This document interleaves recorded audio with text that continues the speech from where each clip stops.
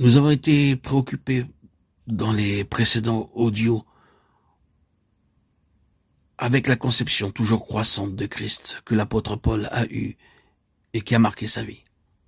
Nous avons vu d'abord comment Paul, en tant que juif, avait lui-même partagé la conception très terrestre et très étroite du Messie, si commune à sa race, avec toute la pensée d'un royaume, de privilèges et d'une position temporelle, et comment, pour lui, cette conception en est venue à être brisée par la révélation qu'il a eue du Seigneur Jésus pendant son voyage sur la route de Damas. Cette crise a marqué le commencement d'une connaissance toujours croissante de Christ. Là, Paul avait appris non seulement que Jésus de Nazareth était lui-même le Messie dès longtemps attendu, mais qu'il était également le Fils de Dieu qui, avant les temps éternels, avait été dans le sein du Père. Dès lors, le Christ n'était plus pour lui juste une figure du temps.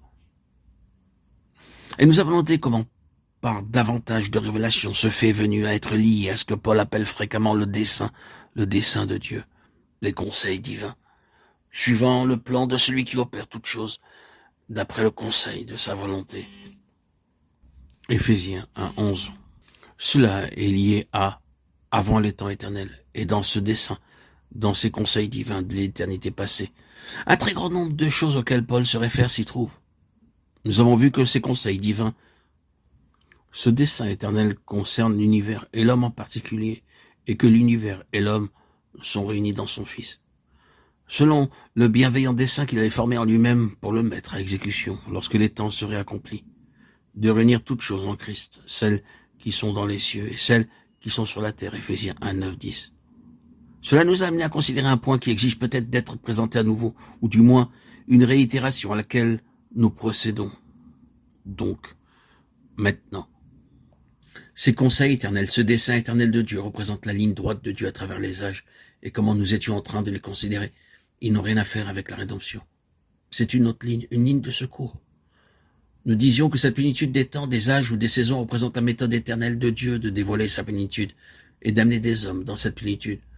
Ils sont des étapes de croissance, de progrès, de développement au sujet de son Fils. Et comme nous l'avons déjà dit, tout ceci était prévu pour être une ligne droite au cours des âges.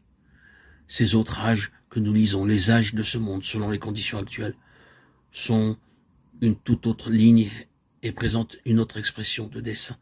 Elles ont été introduites, si nous pouvons présenter cela de façon figurée ou imaginative, de cette manière. La divinité dans son conseil a établi le plan pour tous les âges des âges futurs, d'éternité en éternité. Et dans ce plan, tout était clair et sans détour. Il y aurait un dévoilement progressif de Dieu dans le Fils et une entrée progressive de l'univers dans cette plénitude. Alors Dieu atteignit un point où il dut dire, en raison de sa présence, nous parlons ici bien sûr de façon imaginative, mais nous savons ce qui se produira, nous savons qu'à un certain point, l'homme que nous créons faillira, échouera. Cela mènera à une longue période de désordre, d'interruption, de chaos, et nous devons pouvoir